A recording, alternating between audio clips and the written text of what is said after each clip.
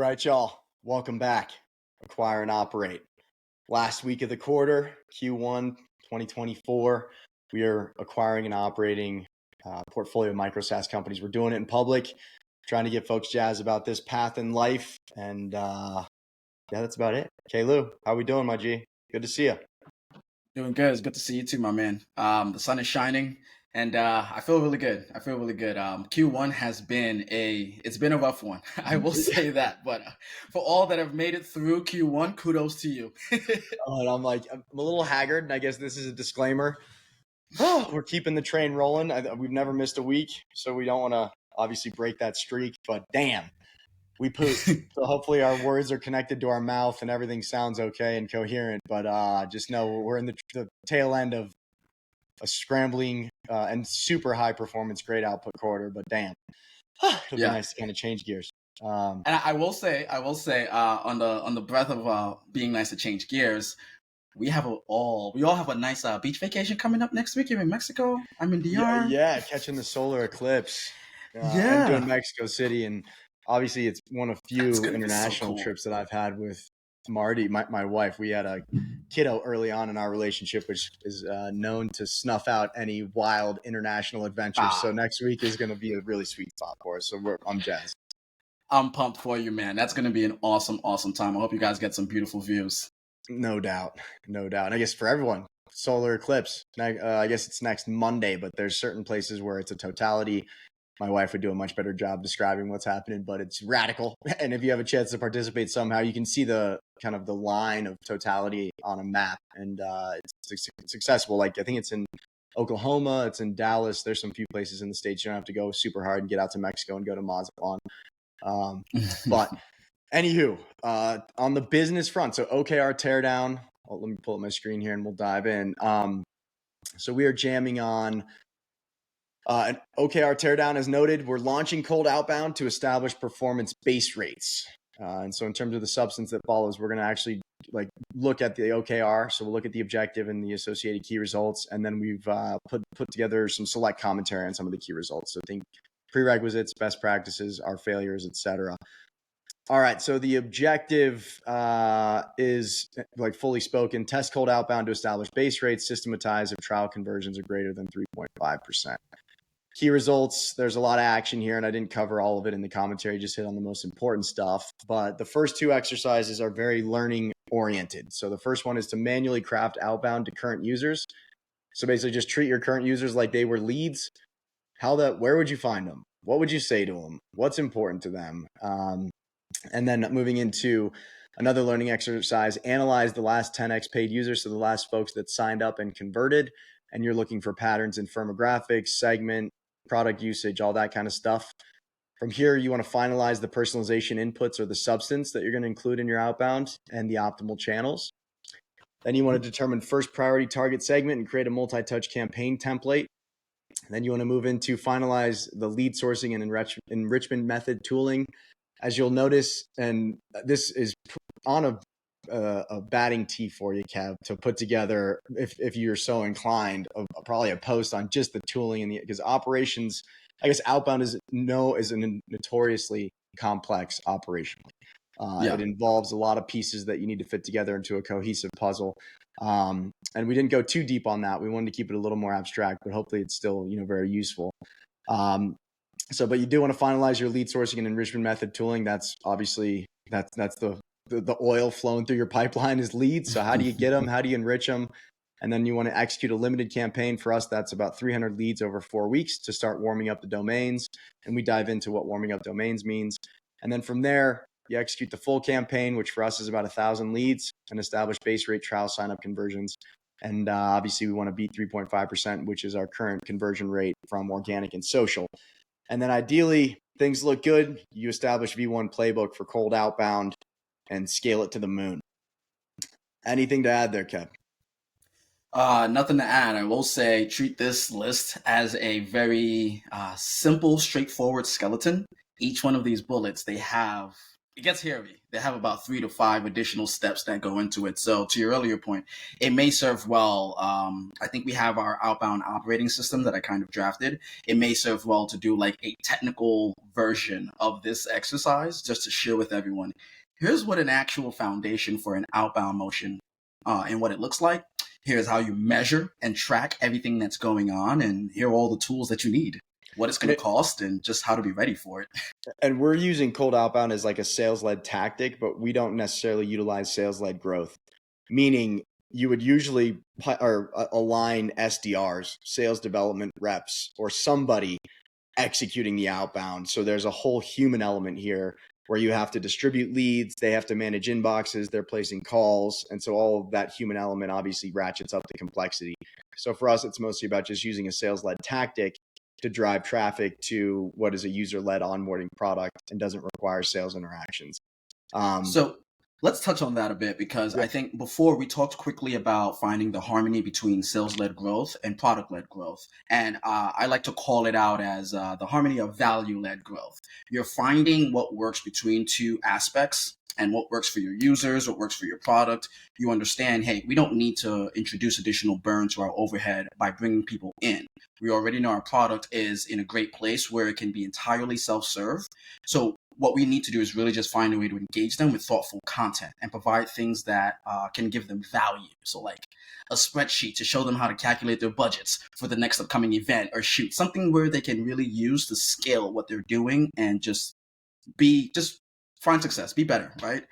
When you find that harmony in this sense, we're using a sales-led tactic to drive people with thoughtful content in providing value for takeaways that they can use day to day. And then that's what's getting them to the product to actually sign up and, let's say, scale that revenue. So instead of having to sell with an actual person, we've just built a flow where the product is selling itself through thoughtful content and providing value. Yeah. So put simply, right, like, and we'll dive into this, and this is more like the meat and potatoes of the post, but it's like there's a lead magnet of some kind, and you're using outbound to drive attention and awareness towards a lead magnet. And that's the call to action. And then ideally your prospects, your leads, utilize the lead magnet, you build trust and credibility with them, then they move in and they try your product. With true sales-led growth, the call to action is a discovery call. Yeah. So it's like, hey, here's the we thing. don't want Bing, that. bing. Yeah, like we want to have a conversation about your pain points, validate that our product's useful because you look and feel like all of our most productive clients. Cool. Pull them into a discovery call and then execute sales process from there. For us, it's like try our product, onboard, do a free trial. And that comes with knowing your product. Would it introduce friction if you have to stop someone at a sales call just to sign up? For some products, you don't need that, because when you get to the website, it's like, ooh, I don't really want to talk to someone. I have to request a demo. But for other products where it's, enterprise grade and there's a lot going on, you want to speak to someone because the information may go over your head and you want to make the right purchasing decision. So know your product. There's more than one person involved. And the general rule of thumb, a lot of Micro SaaS is catered towards SMB, so small, mid-sized businesses, and their behavior is a lot like consumers. Versus as you move up market into mid-market, enterprise, et cetera, that's more traditional B2B where they've got committees that buy stuff. There's way more tooling in place already. There's just a lot more resistance and friction. So you have to get over that with a sales process and overcome objections and navigate kind of the client's, context, et cetera. So anyway, as a point of departure, as we always say this, and I think it's probably just a reminder for ourselves more than anything, start with things that don't scale.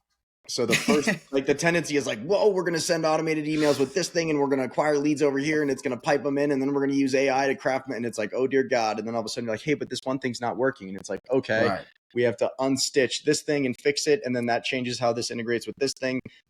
So you want to proceed manually, and especially with these learning exercises. And so the first one, right, is like, if you were going to try and hit up cold outbound, meaning they're ice cold. So look at your existing users. And it's like, all right, let's say that this was an ice cold lead. How would I learn about this prospect? How would I gather information to validate that they even fit our customer profile?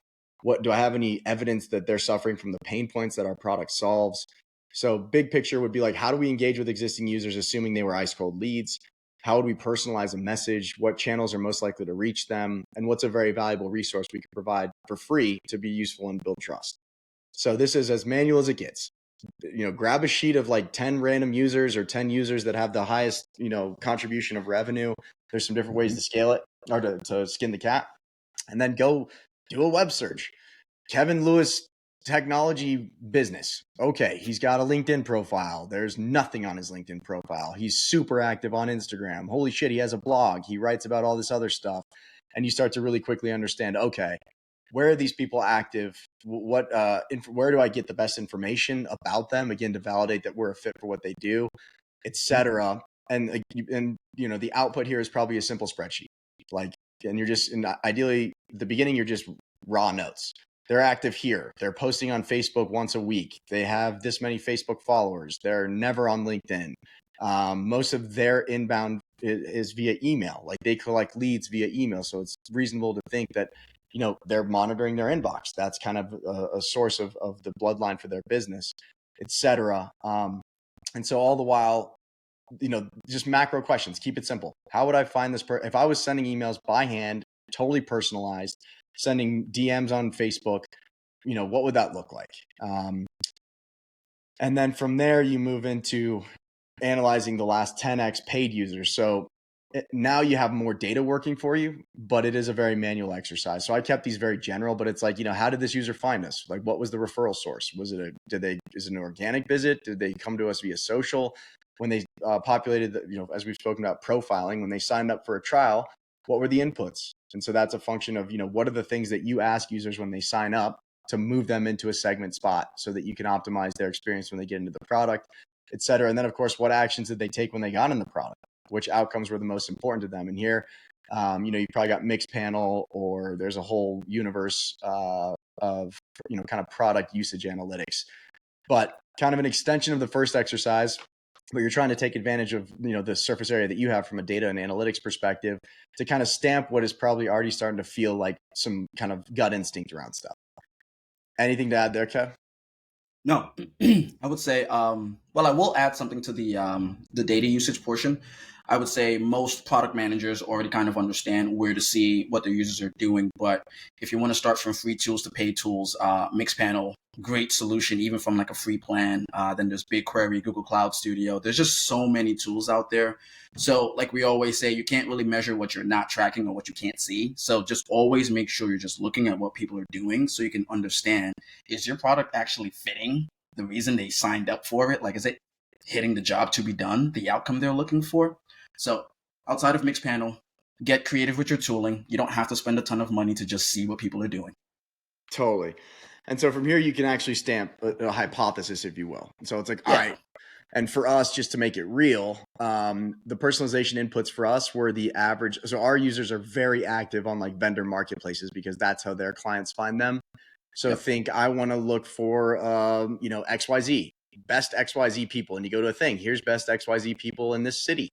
Okay, cool. What did their clients say about them? Okay, how many stars do they have? Just like if you're buying SaaS, right? So for us, this bounced back up. Let's think like DJs. There's directories for DJs who can do corporate events or private events. You might go look at a directory because Facebook or Instagram might not be the best telling space. And I think worst case is websites, and you then try to scrape the websites, and that's a huge pain in the ass. LinkedIn and social profiles are next up. So take your time and find something that's compelling. And it's going to vary, lead or user to user, but ideally you start to see patterns where it's like more often than not, a user is super active on Facebook. Whereas on LinkedIn, some have profiles, some don't. Some are very populated, kind of data rich profiles. Others are not. So for us, the directories were key, and the personalization inputs were mostly around average stars and number of reviews. And then our optimal channels were email, because this is, again, our users are very attentive to their inbox because that's how they get business. And also they fit squarely in the SMB category. So they're not getting absolutely hammered like I am with vendors and growth consultants and all this stuff. So their inbox isn't quite as noisy. And we're always looking for that arbitrage between attention and noise. So we want to find space where there's high attention and low noise. And for us, the thesis is that the inbox is that. And then on Facebook, so our users, like, their work product is creative in nature. So they use it and they distribute, hey, this is the just thing that I created. And they share it and post it as a way to kind of DL market their services. So they're all generally very active on Facebook. And I guess you could say Facebook / Instagram. They're kind of one and the same. But it ain't LinkedIn. I can tell you It's that much. definitely not LinkedIn. And so that's useful, right? Like, I mean, you want to be crossing stuff off the list. That's just as useful as, I guess understanding what still should be on the list. Yeah, I would say like the simplest way to put this is treat it like dating. You're looking at someone's like dating profile or social profile. You're getting an idea of, do they like to travel? Are they into certain types of Totally. memes? And if you're able to build up a conversation, it's, hey, how do you like to talk? Do you like to text, FaceTime, phone calls? It's what works for you. Totally. It's incredible how much dating is a great metaphor for growing a business. Like with ICP, it's so funny too. Anyway.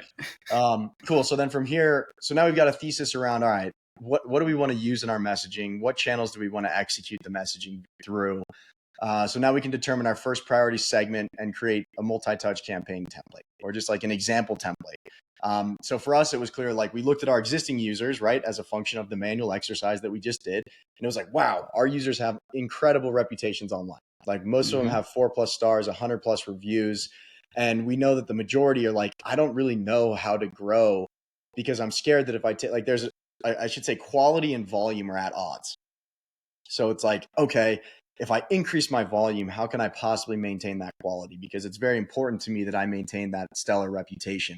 So we had a sense of like, all right, here's how we identify quantitatively profiles, leads that fit in this kind of format. And this is what we have identified from feedback and observation are their big challenge. And that challenge, you guessed it, kind of foots into our product from a SaaS perspective. So we know now we're going after prospective clients, leads that have 4+ stars and 100+ reviews. And our assumption is that they're struggling to figure out how to grow and how to, I guess, repeat the quality of their service. So the lead magnets for us were a growth calculator where you use business metrics to establish a clear roadmap toward a defined revenue goal. The other lead magnet, quote unquote, is a workflow builder. And the intent there is to have them document and procedurify, SOPify what they do so that they can remove the thinking from it and make it more consistent and repeatable, which should enable greater volume without risking the quality. So those are the two kind of lead magnets that we're giving away. And then from here, we craft 4x programmable emails that are sent over a 7 to 10 day period. And programmable means you kind of have variables that are in the email that can be populated based on the data that you've acquired and enriched for that respective lead. A lot of words there. Did any of that make sense? It all made sense, my friend. All right. God bless. Okay.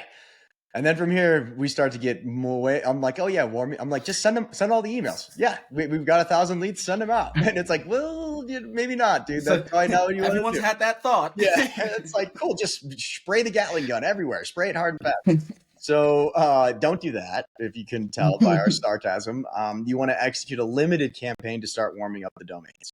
So I'll just jam through this quick, and then I'll pass the mic to you in short order, Kev. But basically, you want to set up an email domain.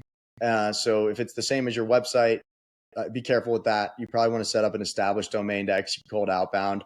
And from here, you get the pleasure of teeing up MX records, SPFs, DKIM, and DMARC.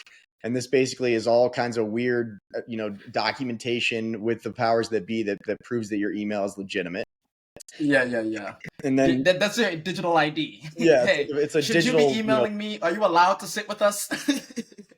And which is totally increasingly important, right? Because everybody's all over spam email. Like the inbox is broken in so many ways, and all the vendors that make a living on inboxes are trying to prevent spam shit. So proceed accordingly. Yep. And then most importantly, you want to start small and gradually increase volume. So begin by manually sending emails to what hopefully are your warmest contacts. And then ideally they're opening the emails. And this is all just proving again to the powers that be that this is legitimate outbound. You're not spamming the world. You're not scamming people. You're not doing all the weird dark shit that occurs in an inbox. And then you start to build a positive sending history. From here, you can slowly ramp up the volume of emails because you're kind of like slow. Everything's legit on the back end. People are opening your emails. They're responding. Hey, this is helpful. Thank you. And you're all the while you're building this positive reputation. You can turn up the volume dial as that happens.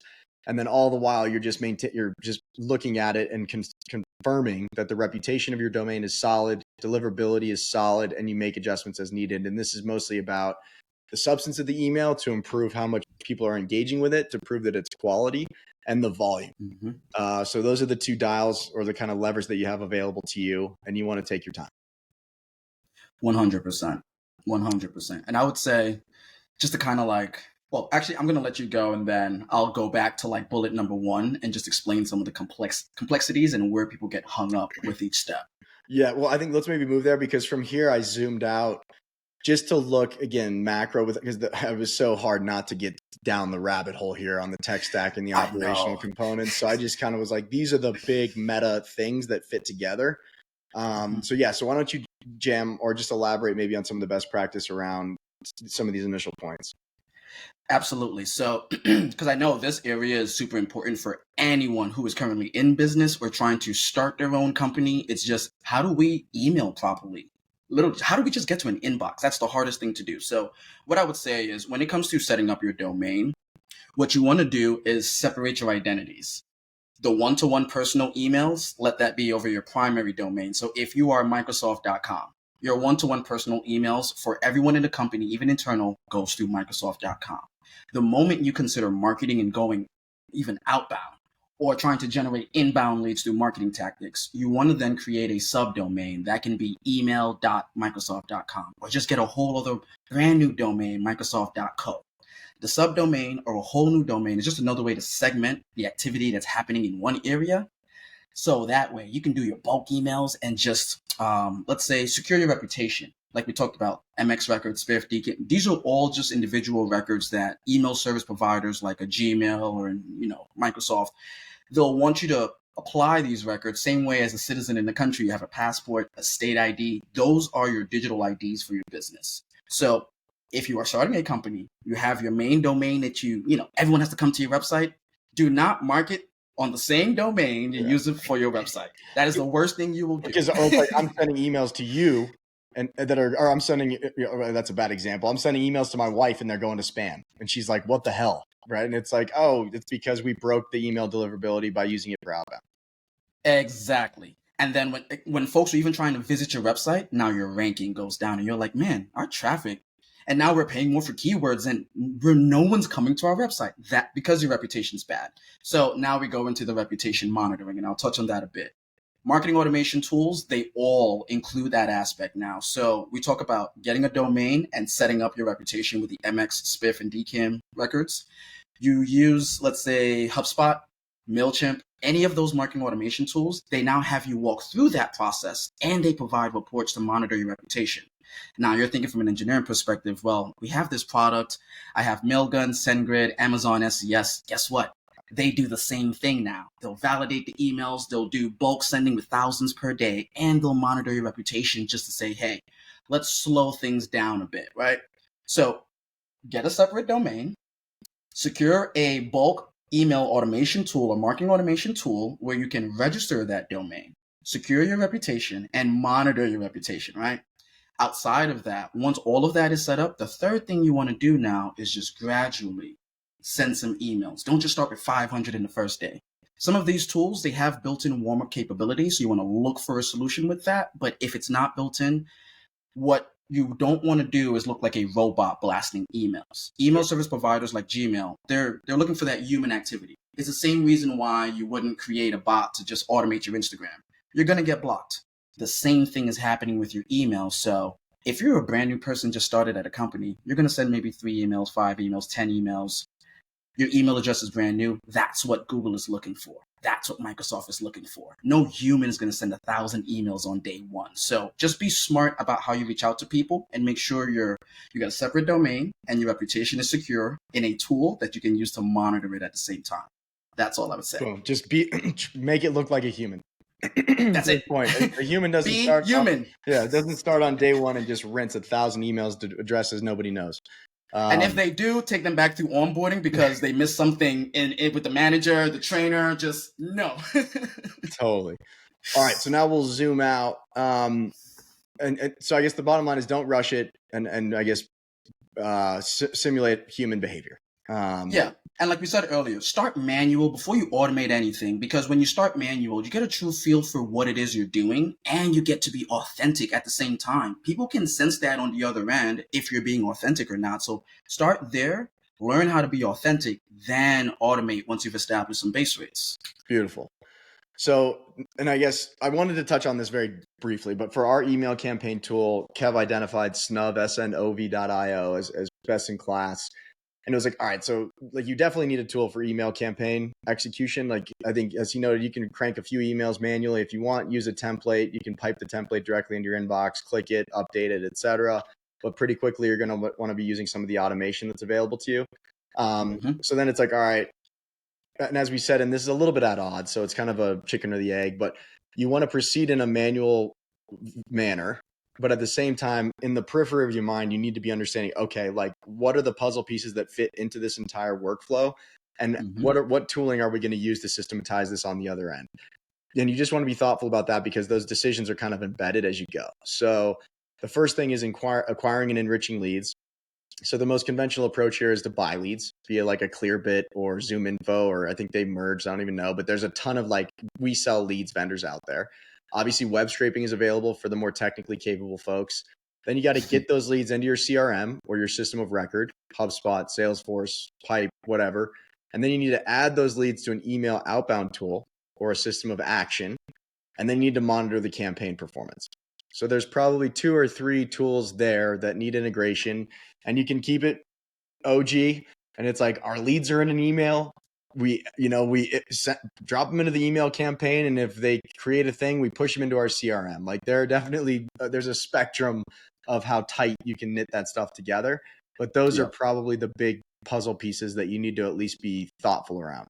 Anything to add there? I kept it very high level.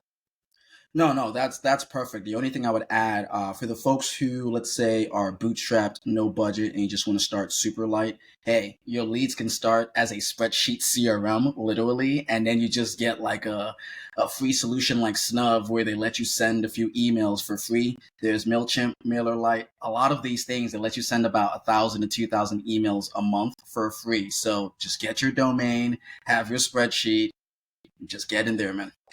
No doubt. All right. So we are in the process of the final stages here. Like we're warming up the emails, tail end of the OKR for the quarter. So feeling good about execution on the OKR. Now it's just about ramping up the volume, and then all the while, kind of fingers crossed, like boom, we're generating, for every 100 emails, we're generating 3 trial conversions, because that's better than our digital surface area today, where most of our traffic is coming from organic and social. And of course we have ambassador referrals as well. And the whole hope here is that we start to get to something that's a little coin operated, where we have predictable conversion rates. And it's like, if we send 1,000 emails, we generate 3 trials, or 100, whatever the rates are. But ideally you want to get to a place where the base rate is clear and you have conviction around it. And then you can fine tune and optimize to get that base rate above, whatever kind of performance threshold the other surface area is giving you. So predictable revenue, baby. Let's beat 3.5%, baby. That's the headline. Yep. We're going to do it. We're going to absolutely crush that, dude. I mean, our sourcing is so dialed. Our enriching is so dialed. Like I have all but confidence. Like, Beautiful. I love it. All right. Well, that's a wrap. For the love of the game, y'all. We'll see you next week. Go get them. God bless SaaS. Check you later, Kalu. No lasers today. Yeah, laser. Oh, we got to get the laser beams. Baby. Gotta get the lasers. Laser beam. Yeah. All right, buddy boy. Have a good rest of the week. All right, dude. Cheers. You too, my man. Bye. Cheers.